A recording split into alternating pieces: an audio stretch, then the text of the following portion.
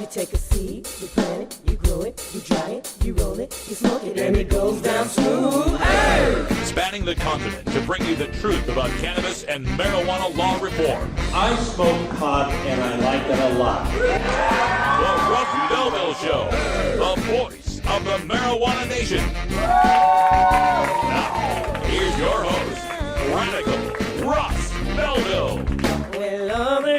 Good day, tokers and tokettes, and welcome to the show. It is Monday, June 23rd, 2014, and it's got to be 420 somewhere in the world.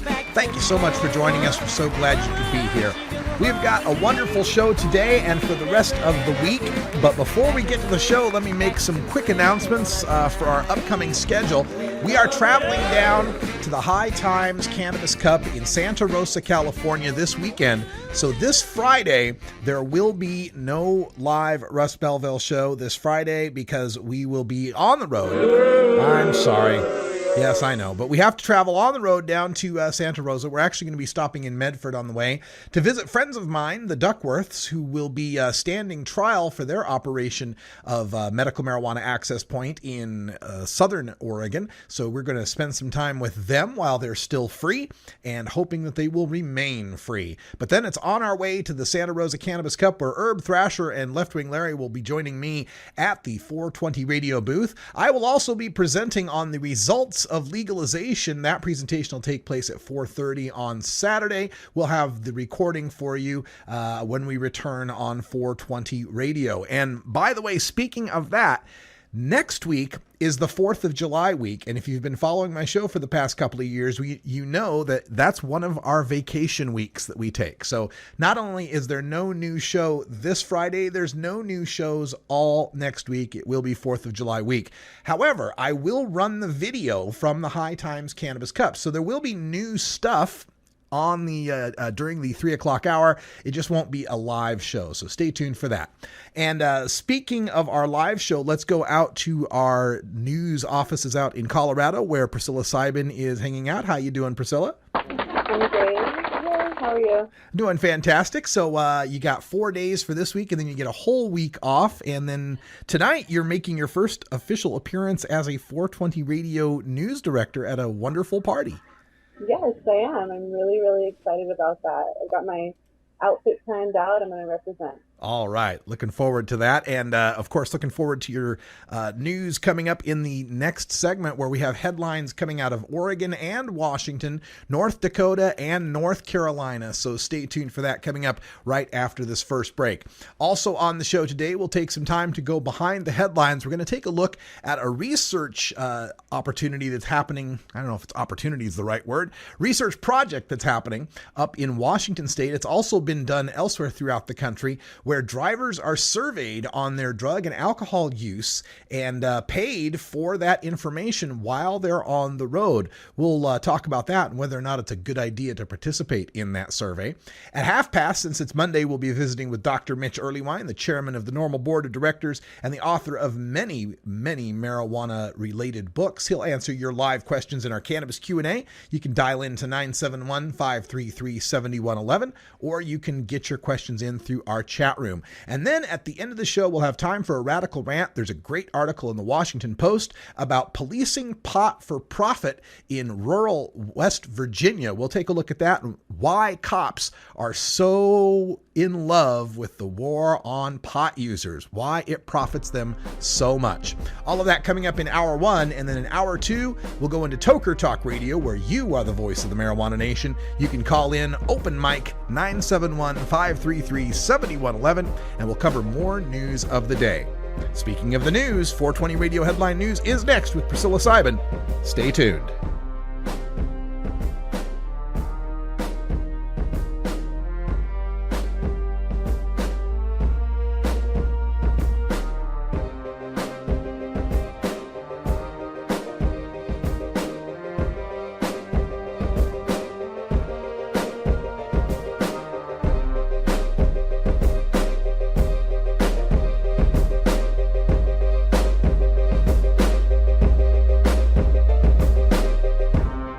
You're tuned into the Russ Belville Show, the voice of the marijuana nation.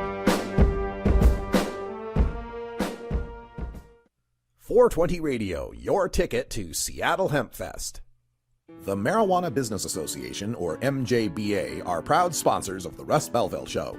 It is the mission of the MJBA to establish integrity and legitimacy, create common market standards, provide market intelligence, and develop best ethical business practices for participants in the emerging legal marijuana industry, including commercial hemp, medical marijuana, and recreational marijuana for adults.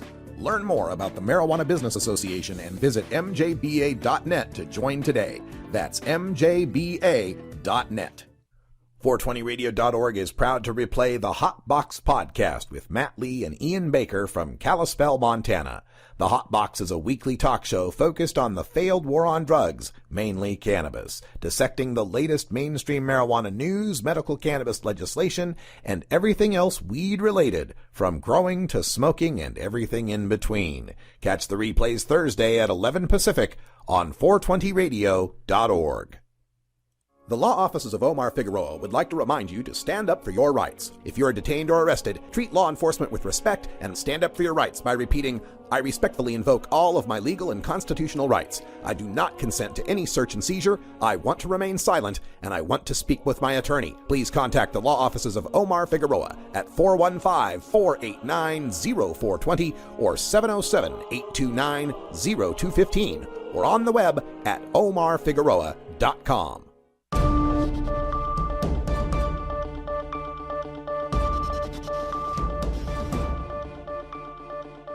It's time for the 420 Radio News, covering the latest headlines in consumer cannabis, medical marijuana, and industrial hemp.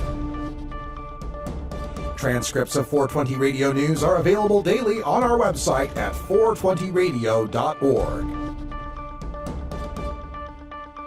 Now, here's Priscilla Simon. Hi, folks. This is your 420 Radio News for Monday, June 23rd, 2014. The head of the campaign to place two initiatives on the November ballot to legalize marijuana in Oregon has thrown in the towel. Paul Stanford, head of the campaign for the restoration and regulation of hemp, made the announcement Friday on his television show, Cannabis Common Sense. Stanford said he'd raised 50,000 signatures for each measure, but would not have the 87,213 signatures needed for his Oregon Cannabis Tax Act, or OCTA, or the 116,284 signatures needed for his Help End Marijuana Prohibition, or HEMP, constitutional amendment by the July 3rd deadline. Stanford placed OCTA on the 2012 ballot and failed on Election Day with just 46.5% of the vote. Big national funders would not back Stanford then, and they preferred New Approach Oregon's campaign this time around. "I liked our initiatives better," Stanford said in his video. Quote, "but the big multimillionaire funders didn't." And that begs the question, if they didn't, why did you move forward with all the time and effort to place redundant initiatives on the ballot? I just don't understand the logic behind this. After failing in 2012, after realizing, hey, even though I did have the money to put this on the ballot, afterwards I didn't have any money to do any campaigning with it, and it failed, why then move forward 2 years later and try to do the exact same thing, but twice as hard by doing it with two amendments? And gee, realizing now, 10 days before the July 3rd deadline, that it didn't have a shot in hell, when people had been saying that earlier, way earlier, even when it was first committed. I just don't understand the logic that says, hey, look, there's going to be big multimillionaire funders going with New Approach Oregon, and they're going to legalize 8 ounces. But gosh, that's not good enough. Let's take all of our effort. Let's take all our money. Let's take all our volunteers and work on something else that won't get big signature funders, that won't get any big national support. And if it did make the ballot, you'd have to assume that the New Approach would also have made the ballot. And given voters 2 shots at voting at it, do you think more people would have chosen 8 ounces or more would have chosen 24? The only logic going into this would have been, we can get on the ballot and we can win, and the other one that's got the multimillionaire funders either won't make the ballot, or if it does make it, we'll beat it. That would be the only logic that would dictate moving forward with an independent grassroots ballot initiative when you had one that's being run by the pros that had big money coming in, and this was well known way ahead of time. This is just, of those 50,000 signatures, I can't think of how many of them, how many thousands of them might have gone to the other initiative and given it even more of a cushion to make the ballot. How many more of those volunteers would have out there been canvassing people? How many fewer Oregonians would have been confused by the prospect of now, which one is this? Which legalization of this? How many spoiled signatures made it to the new approach ballot because of people not recognizing, oh, which one did I sign? I must have signed the other one. Maybe I should sign this one, and accidentally signing the same one twice. There was never any good reason to move forward with OCTA or hemp in the face of New Approach Oregon and professionals coming in to run a campaign. And I just hope so greatly that this one finally passes and we can put Paul Stanford's attempt at legalizing long in the past where they belong.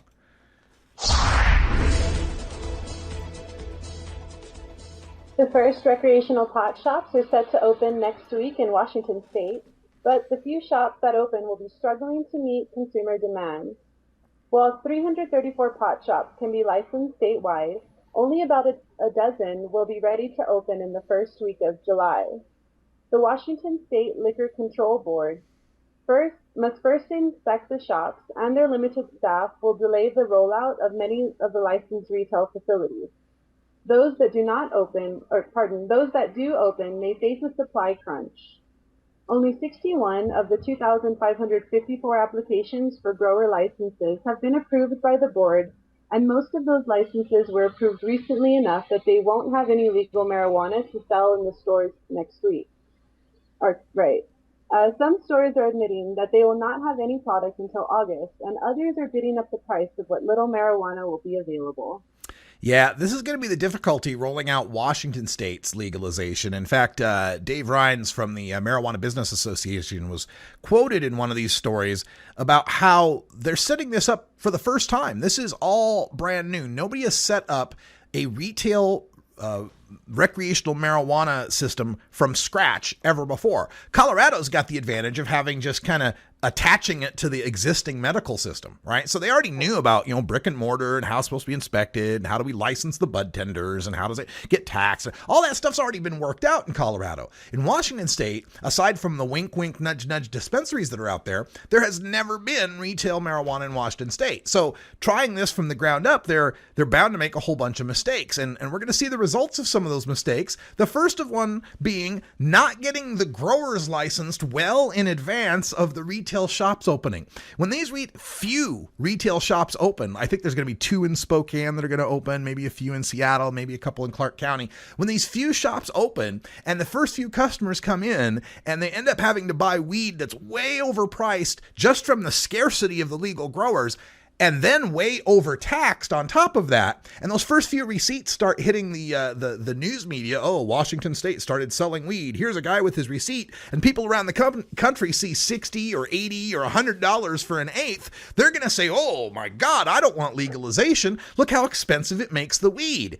Now, of course, those prices will come down once more of the growers get online, once more of the pot shops open up. But the first impression of Washington's legalized weed is going to be prices out of control. And we got to make sure that people understand in the few weeks and few months that will follow after that the prices are going to go down, and they're really going to go down once Oregon passes our legalization and forces Washington to have to reevaluate those really high taxes. Right on. A North Dakota hemp activist was stopped at the Canadian border, and his 350 pounds of hemp seeds were seized by customs. Tom McLean has appealed to his congressman to intervene in the situation, pointing out that the latest federal farm bill grants allow states to proceed with industrial hemp research and development. North Dakota is one of the 15 U.S. states with laws allowing the production of industrial hemp. A spokesperson for U.S. Immigration and Customs Enforcement said, quote, "The shipment is currently undergoing scientific evaluation, as hemp seeds can look much like marijuana seeds," end quote. This seizure of non-psychoactive hemp seeds is the second such case we've reported on. The first required the state of Kentucky to sue the federal government for the return of hemp seeds imported from Italy. Despite the Farm Bill's hemp amendment, those wishing to import hemp seeds must still get permission from the DEA, a process that is hindering further development in the industry. Yeah, I've always said it's just silly that the Drug Enforcement Administration bans the production of a non-drug crop. I guess it's getting held up at customs. Well, we can't. You got 7 bags of 350 pounds of seeds here, and well, they might be legit hemp, legit marijuana seeds. They might not be hemp seeds. They might be marijuana seeds. So we got to test them. Really? Are they going to test all 350 pounds? Are they going to take a sample from each bag to test it? I mean, really, are they going to test the whole damn thing? Because if the guy was trying to import, legit marijuana seeds, psychoactive seeds, you could hide some of that in one of the bags, couldn't you? I mean, this is how silly marijuana prohibition gets. It gets to the point where you can't even grow a non-drug crop because we're trying so hard to stop its drug cousin. This is why we need to legalize marijuana, euphoric marijuana, THC marijuana for all adults, for all purposes, even for home grow, so we can stop this silly worrying about whether a seed is going to produce hemp or whether it's going to produce marijuana.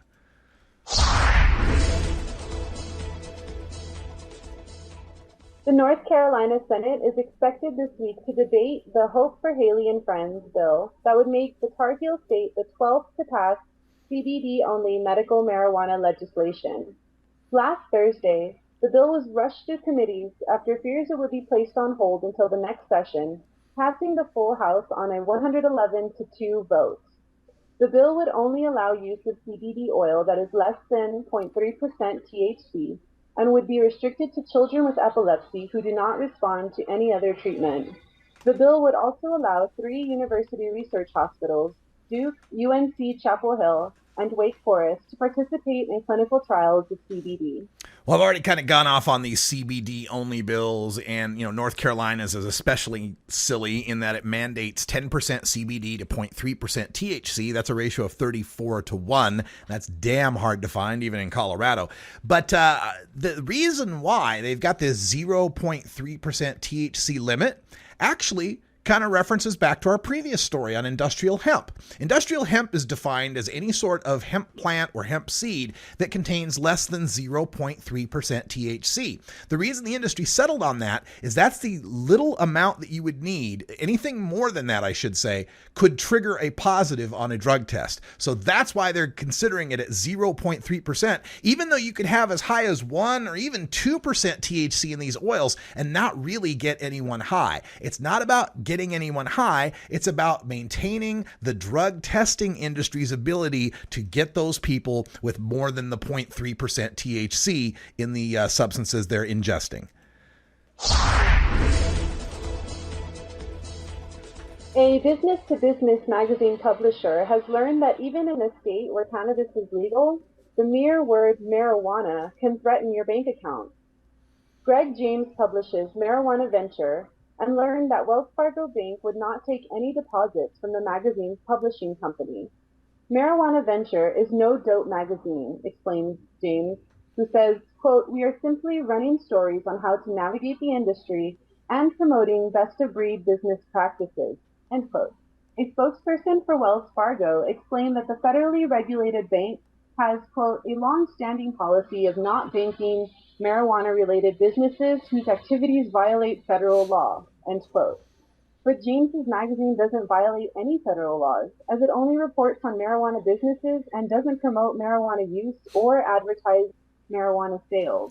Yeah, this is where we start to get into those, civil rights that were denied just because it's marijuana we're talking about here. This is in Washington State, and the guy has a business account with the Puget Sound Bank, but he was running his running his checks through another Wells Fargo branch for the distribution, and Wells Fargo is the one that said, no, we can't take this. But again, they're not violating federal law in any way. They don't advertise marijuana. They don't advertise marijuana for sale. They don't promote the use of marijuana in any way. This is a business-to-business magazine. This is like where to buy resealable containers, and here's software for sale for tracking seeds, and here's a place to buy security cameras for your dispensary, right? None of this stuff's illegal that we're talking about, but because it's got the word marijuana in it, all those white-collar suit and tie guys at the bank freak out and think that they're going to be sued or attacked, which is really surprising to me that the bankers can destroy the economy without even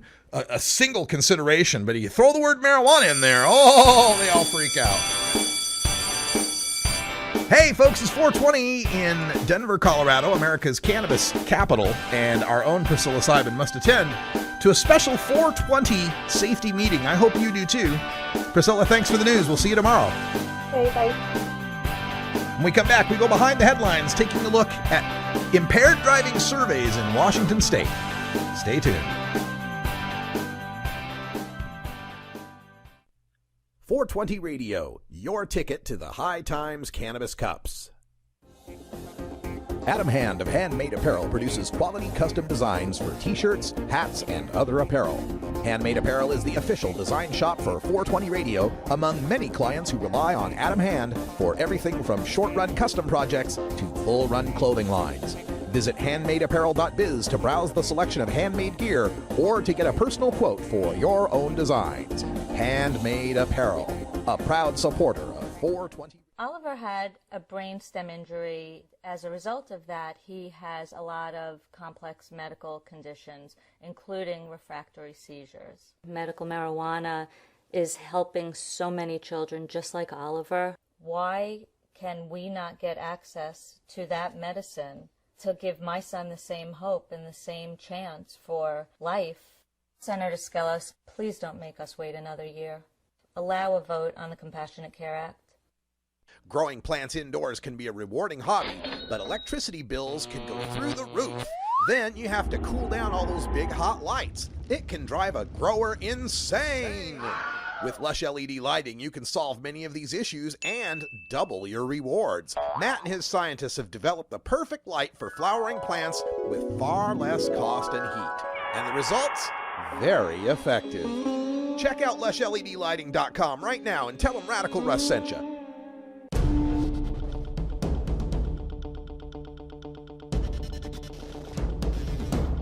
Welcome back, everybody. 22 and a half after the hour. Time for us to go behind the headlines, where Northwest Cable News and KING,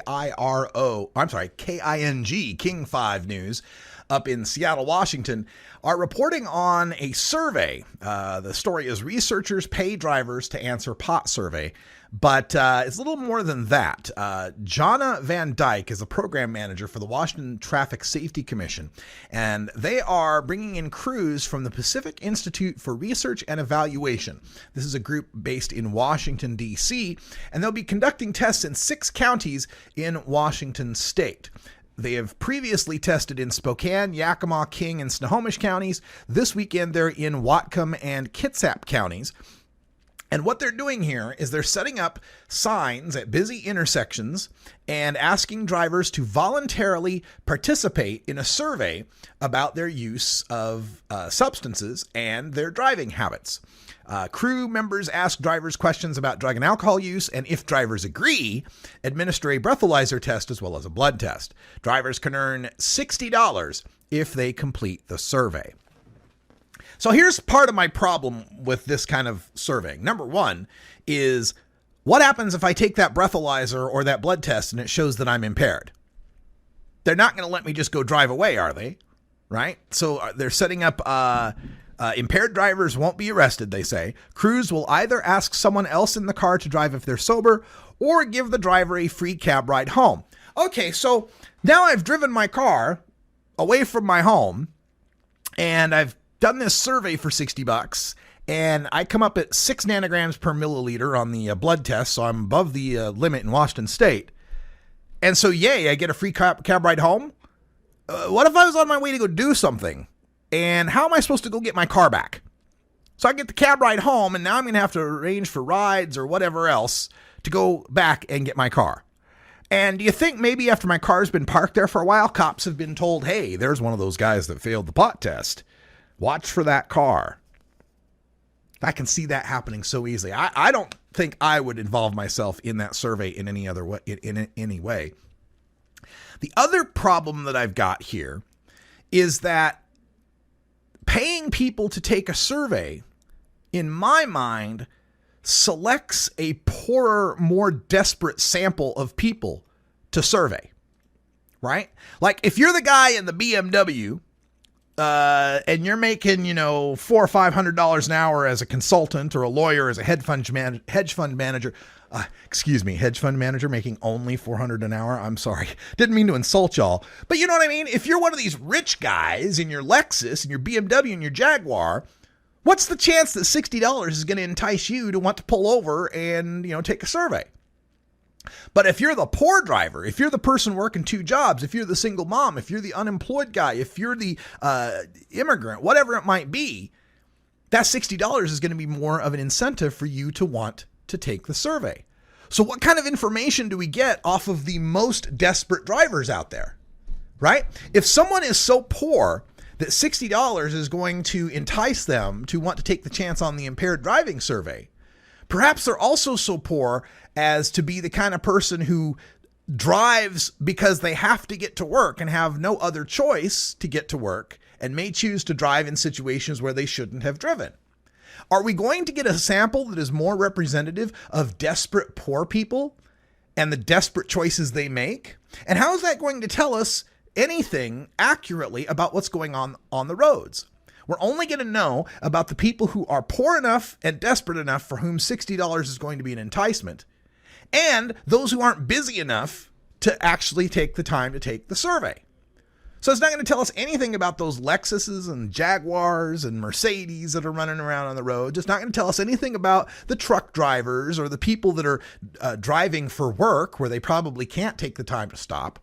It's going to be a very skewed sample of people with a lot of time on their hands and not a whole lot of money. And I don't think it's going to tell us very much about what we want to know with respect to impaired driving.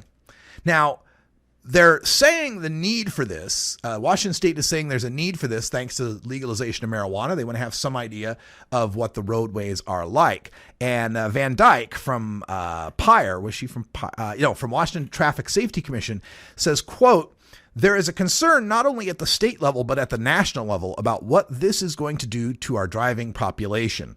Washington is on the forefront of a really huge change." And the survey ended Sunday night, by the way, so it's not happening anymore. This was last weekend that we're talking about.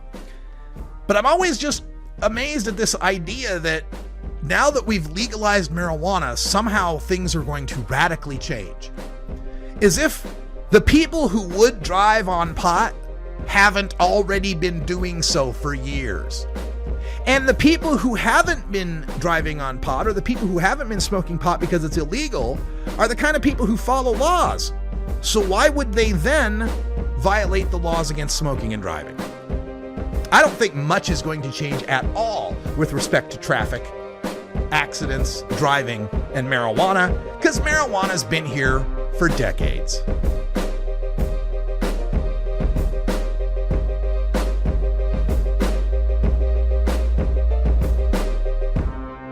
You're tuned into the Russ Belville Show, the voice of the marijuana nation.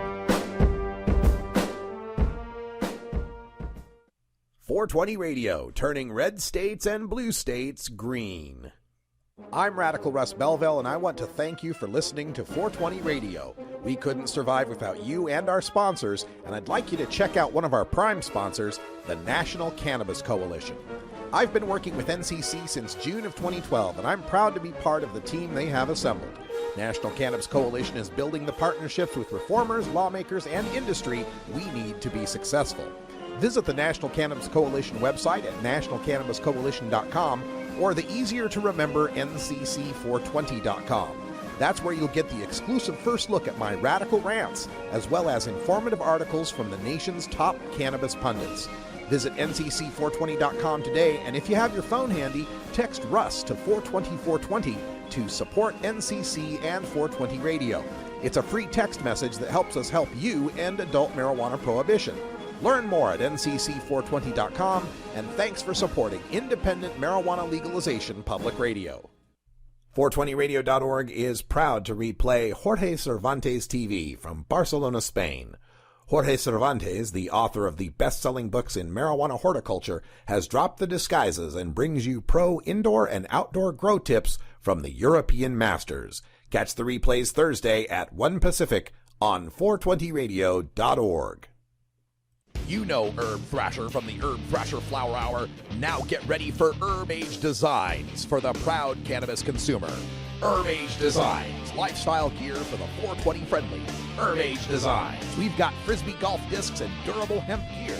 Herb Age Designs, we've got shot glasses, drinking glasses, coffee mugs, and beer cozies. Check us out on Facebook and online at herbagedesigns.com and follow Herb Age and Herb Thrasher on Twitter.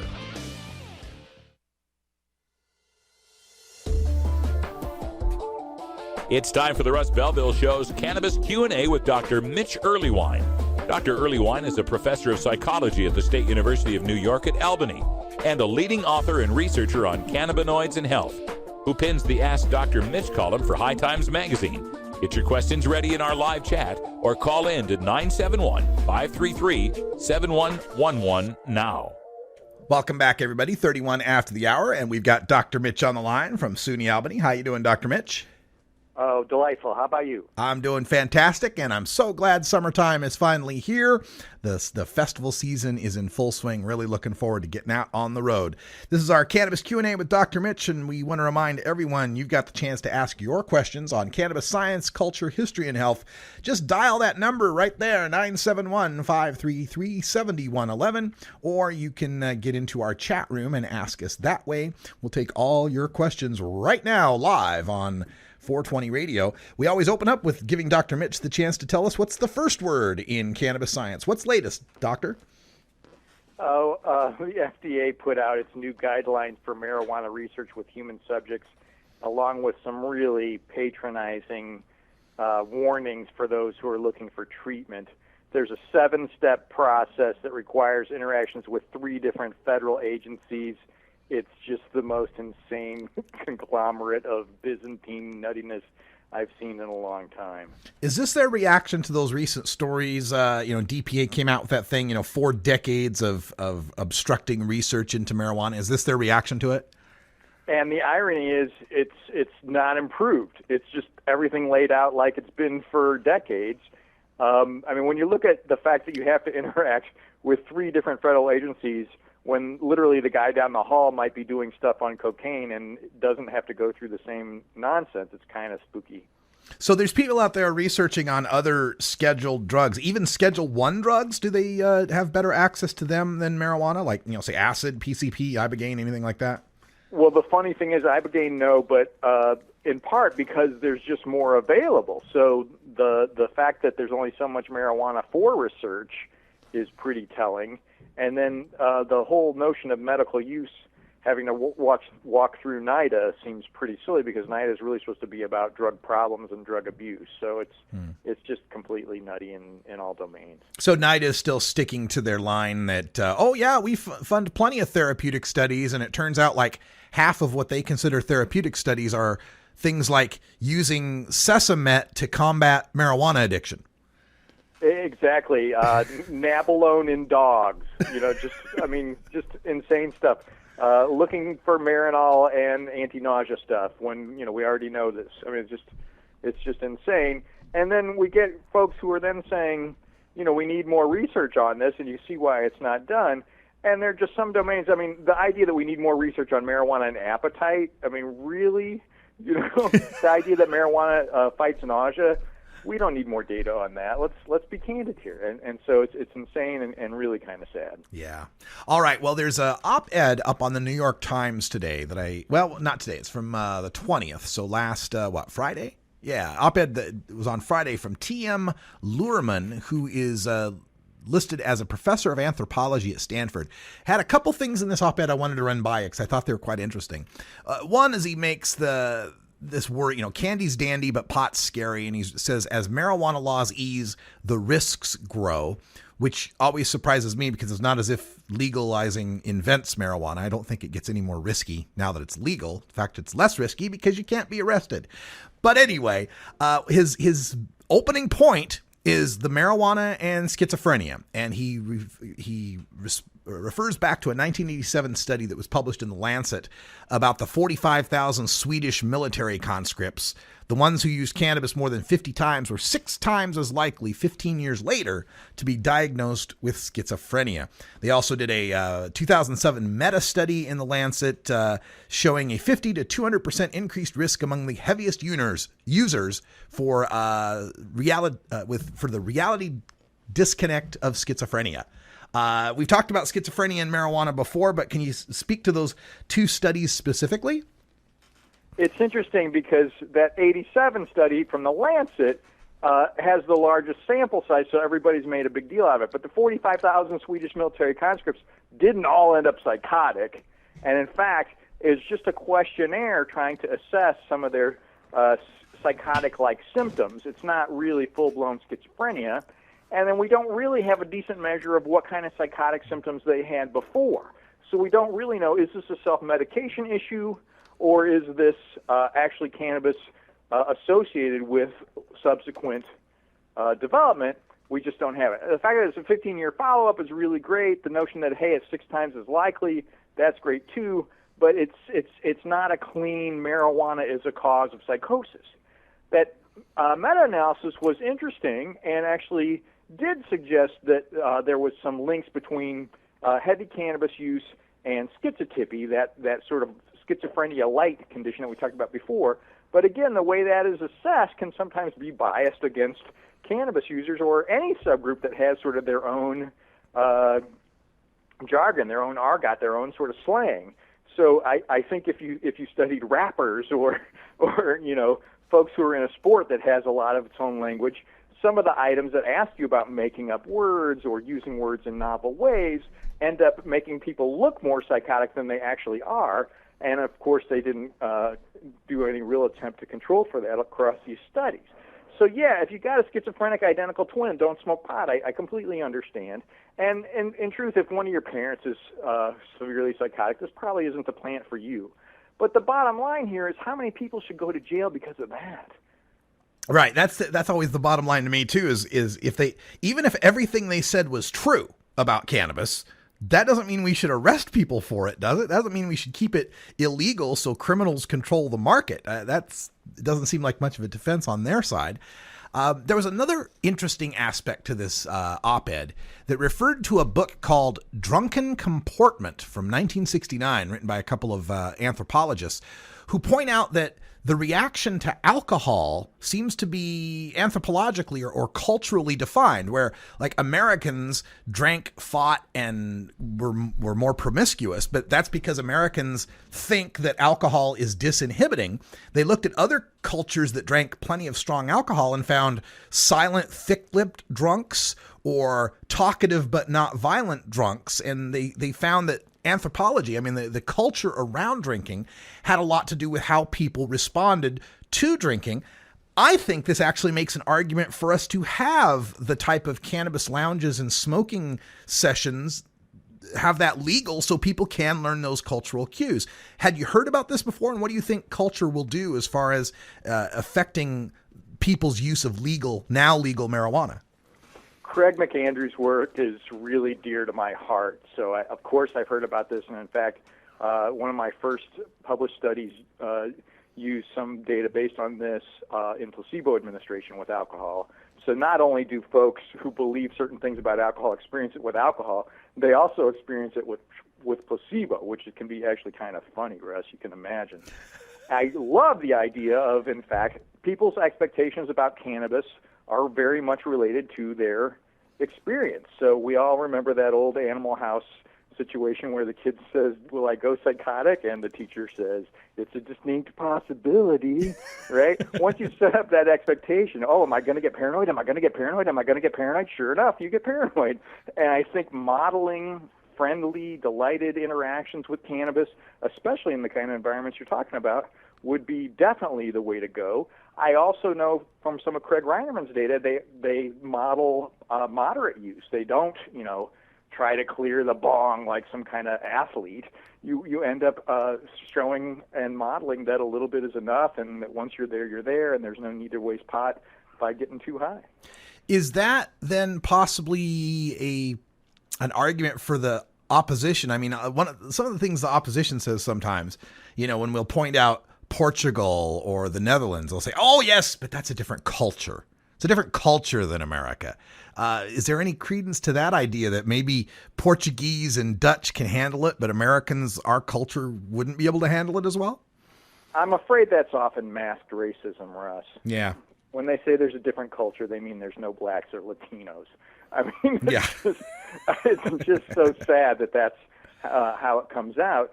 And, that ridiculous woman who says, Portugal's not a superpower. I mean, anything that we have in common with the Portuguese, hey, we're all people. And I know it's a delightful area over there. I love all of Europe. It's really wonderful. But bottom line is, physiologically, we're all very much the same. And so if it can work over there, it could certainly work over here.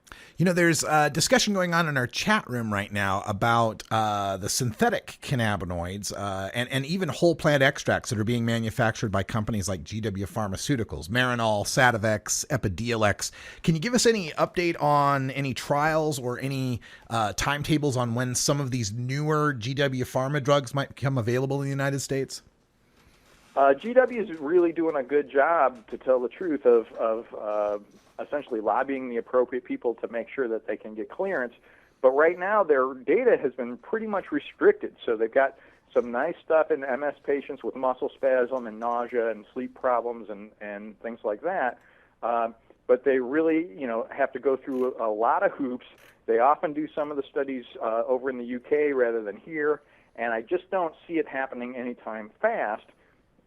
However, when laws like New York just passed and that one in Minnesota, I think that they're really gearing up and kind of licking their chops about the idea that, hey, if extracts are going to be the only way you can administer, we're going to be at the front of the line, so to speak, for making the money off that. Yeah, especially when these, like North Carolina's proposed bill is 10% or higher CBD by weight and 0.3% THC or lower by weight.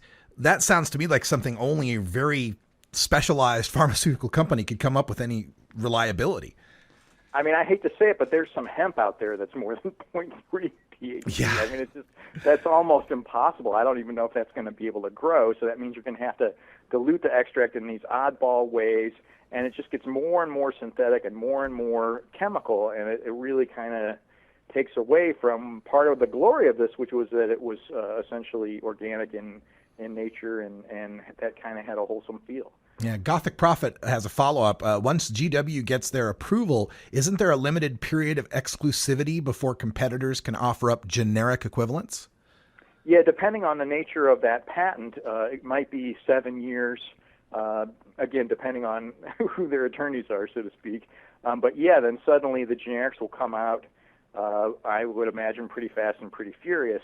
So all we can do is sit back and watch. But again, I like the spray administration format, but it's certainly not as fast as inhaled vapor.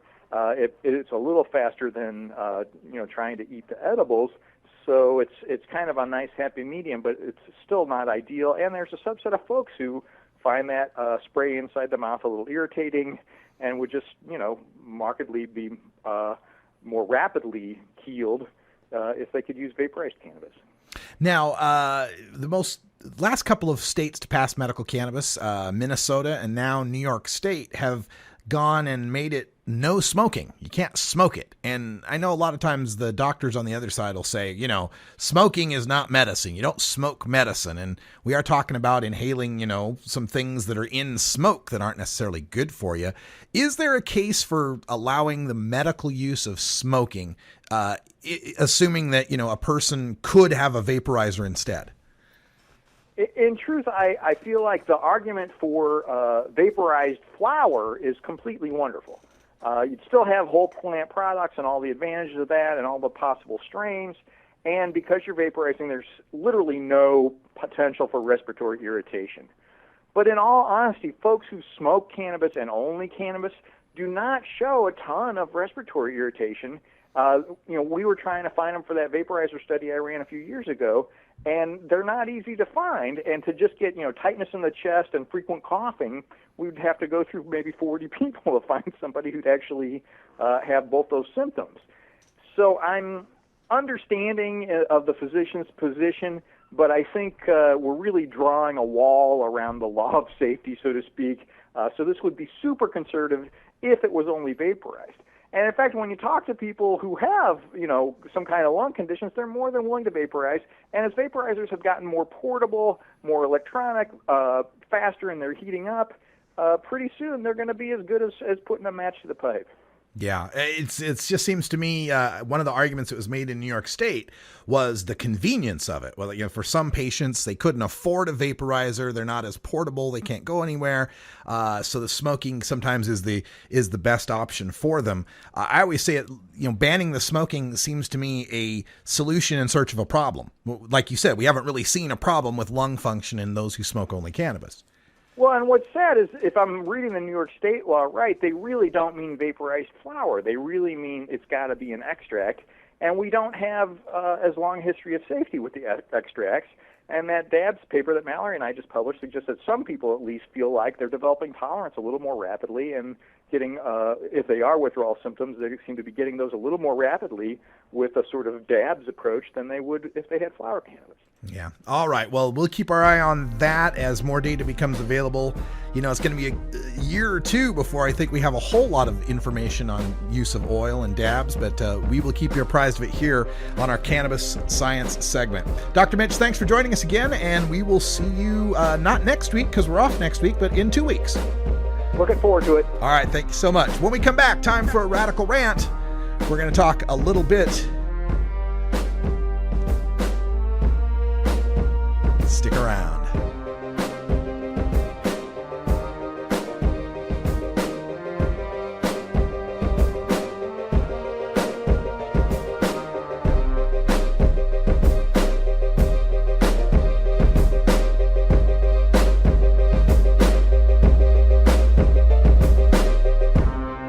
You're tuned into the Russ Belville Show, the voice of the marijuana nation.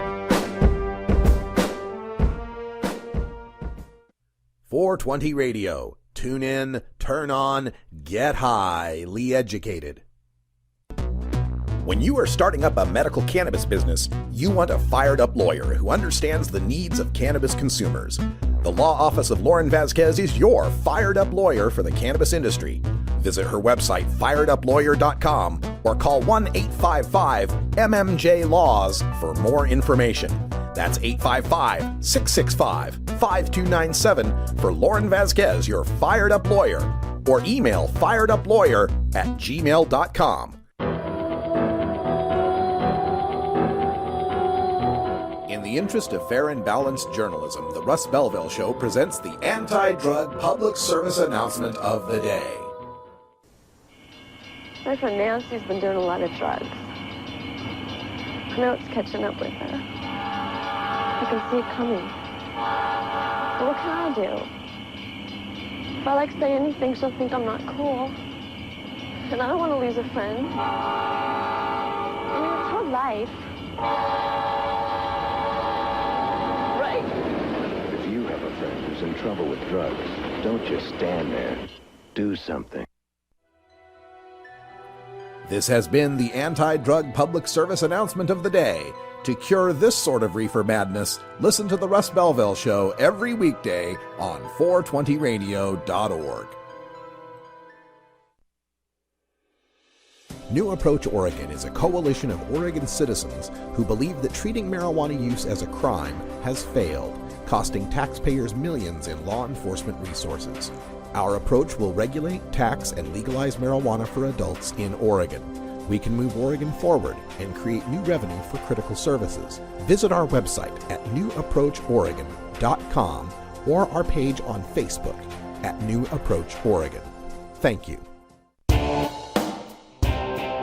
You can't handle handle the truth. Entirely legitimate topic for debate. You have offended my family. Hey, this is great, man. And you have offended a Shaolin temple. One major responsibility is to encourage people to use less drugs. I know nothing. I support a change in law to end federal criminal penalties for possession of up to 1 ounce of marijuana. We don't need no stinking budget. Homosexuality, no immorality in general. How in the century you have slurred the meaning of the words we, the people. Be warned, this is not your mother's marijuana. You could ask yourself a question. Do I feel lucky? Well, do you, punk? I want to ask you a bunch of questions. I want to have them answered immediately. Surely you can't be serious. I am serious. And don't call me Shirley. Radical Rant. Welcome back, everybody. 50 after the hour. I want to talk about this story that is on the Washington Post, written by Mark Fisher. Came out this Saturday. Even as marijuana gains ground, some tightly enforce laws. And it takes a look at the West Virginia Panhandle, just, I guess it would be west of Pittsburgh, Pennsylvania, if I know my geography correctly. And this in-depth look at how marijuana policing has skyrocketed in the northern panhandle of West Virginia, soared by more than 200% in the first decade of this century. The biggest arrest rate jump of any locality in America, right there in northern West Virginia.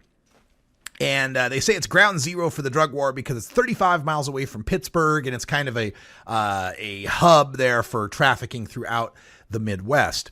And Sergeant Brian Allen, a state trooper assigned to the Drug Enforcement Administration Task Force, says, quote, "Arresting them's easy.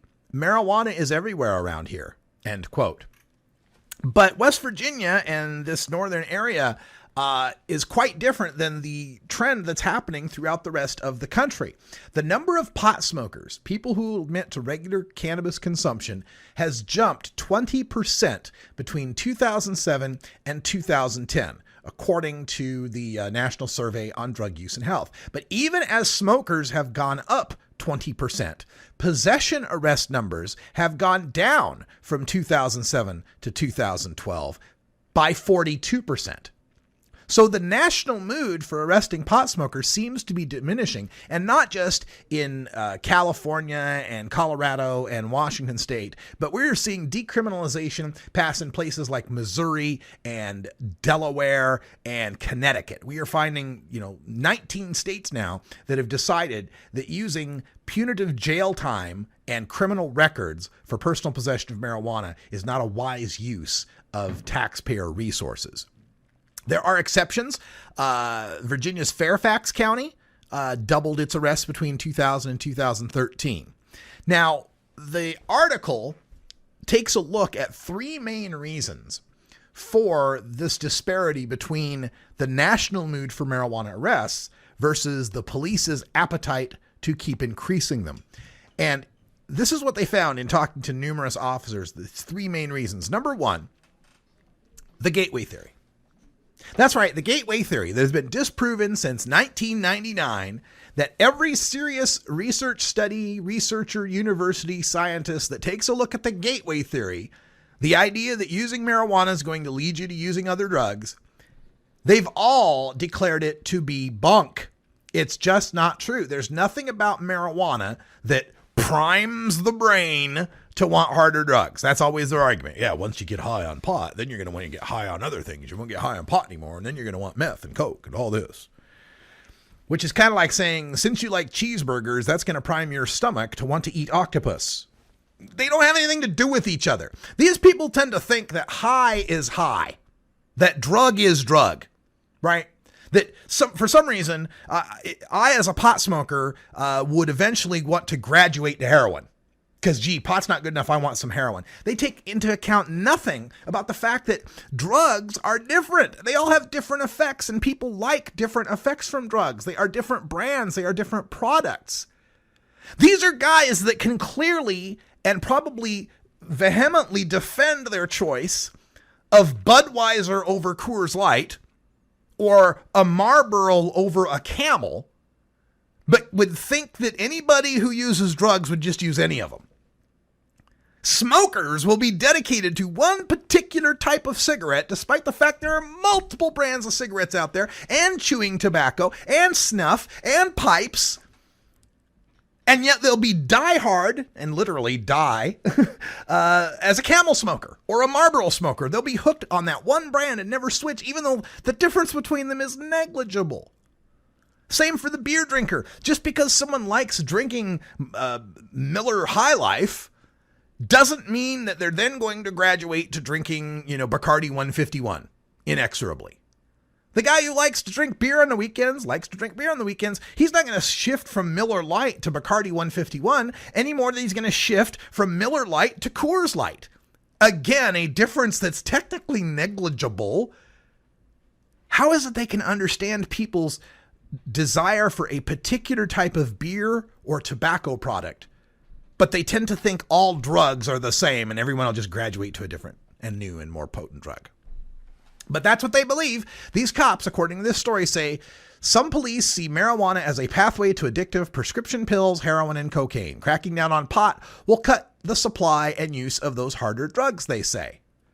Well, if that's the case, how come we're now in the grips of a heroin epidemic? You thinking the heroin epidemic is because more people are smoking pot? But you're cracking down harder and harder on people that smoke pot. How come it's not having any dent on the heroin? How come the heroin's going up? If you look at drug consumption throughout different types of drugs, it has no correlation whatsoever with whether marijuana use goes up or down. Drug use goes up and down for a variety of factors, not because people are using pot. And in fact, many people are moving away from the hard drugs through the use of pot. They quote one young man in the story who talked about kicking an opiate addiction and how he would smoke pot whenever the craving for opiates kicked in. That he was using it as an exit drug, not a gateway drug. Another reason why the cops still like to go after pot, according to this Washington Post story, up the drug ladder. Some police believe that marijuana possession arrests provide a unique opportunity to capture dealers whose sales of heroin and meth are ravaging many U.S. communities. And then they give an example here. The young person with just a couple buds says, I can't afford to go to jail and lose my job. He says it's just grass.